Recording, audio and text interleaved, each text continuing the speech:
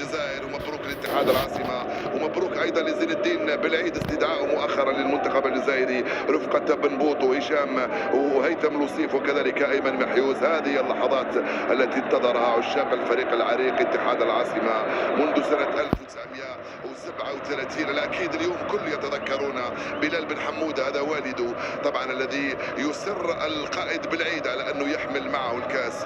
بلال بن حمودة الذي رحل بعد حادث مرور قبل سنة تقريبا في 10 جوان من سنة 2022. لفتة رائعة من بالعيد لوالد بن حمودة على روحه الذي توفي. كان لاعبا دوليا في منتخب المحليين ولاعبا متميزا في فريق اتحاد العاصمة.